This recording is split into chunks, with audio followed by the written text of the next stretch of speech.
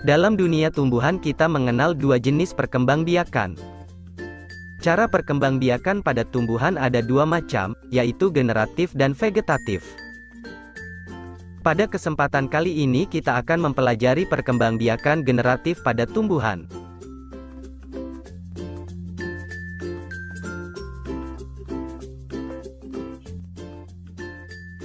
Perkembangbiakan generatif disebut perkembangbiakan secara kawin. Perkembangbiakan generatif adalah perkembangbiakan yang dilakukan melalui proses penyerbukan dan pembuahan. Perkembangbiakan generatif pada tumbuhan diawali dengan penyerbukan,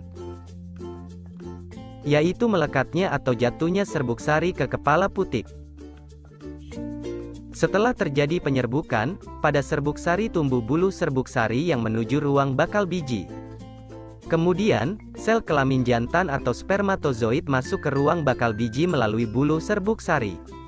Di dalam ruang bakal biji terjadi pembuahan, yaitu peleburan sel kelamin atau spermatozoid dengan sel kelamin betina atau sel telur.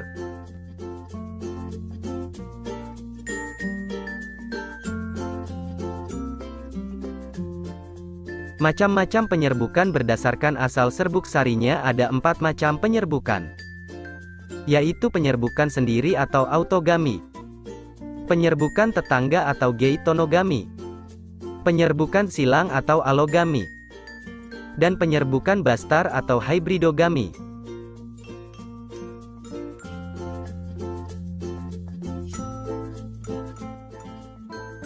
Penyerbukan yang pertama adalah penyerbukan sendiri atau biasa disebut sebagai autogami. Penyerbukan sendiri merupakan jenis penyerbukan pada suatu bunga yang serbuk sarinya berasal dari bunga itu sendiri.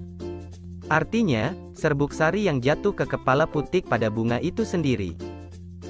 Penyerbukan ini secara tidak umum tidak menghasilkan keturunan yang bervariasi.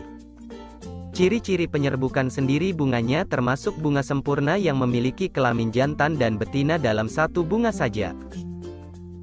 Contoh tumbuhan yang melakukan penyerbukan sendiri antara lain adalah mangga, jambu, bunga turi, bunga sepatu, rambutan, bunga telang, dan lain-lain.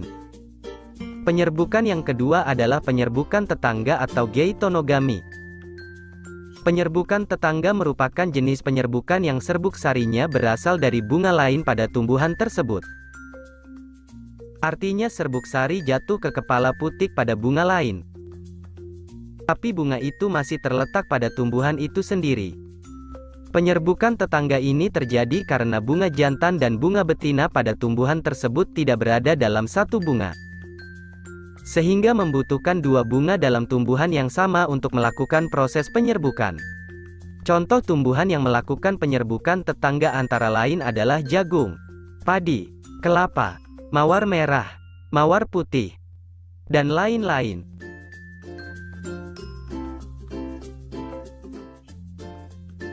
Penyerbukan yang ketiga adalah penyerbukan silang atau alogami. Penyerbukan silang merupakan penyerbukan yang serbuk sarinya berasal dari bunga lain pada tumbuhan lainnya yang masih dalam jenis yang sama. Artinya serbuk sari jatuh ke kepala putik bunga lain yang berbeda tumbuhan tapi masih sejenis. Penyerbukan ini kerap disebut dengan istilah persilangan atau kawin silang. Penyerbukan silang umumnya menghasilkan variasi keturunan karena perpaduan dua sifat tumbuhan induk. Contoh tumbuhan yang melakukan penyerbukan silang antara lain adalah melinjo, kamboja, pinus, mawar, dan lain-lain. Umumnya semua tumbuhan bisa melakukan penyerbukan silang, khususnya dengan bantuan manusia. Penyerbukan yang keempat adalah penyerbukan bastar. Penyerbukan bastar biasa disebut juga dengan hybridogami.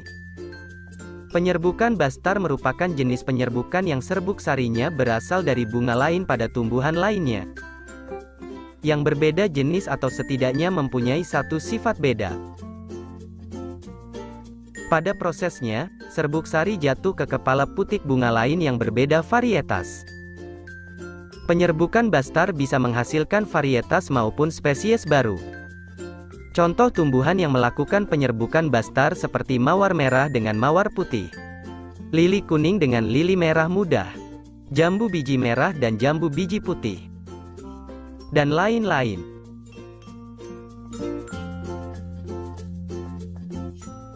Demikian penjelasan tentang perkembangbiakan tumbuhan secara generatif. Terima kasih telah menonton video ini. Semoga video ini bermanfaat buat kalian.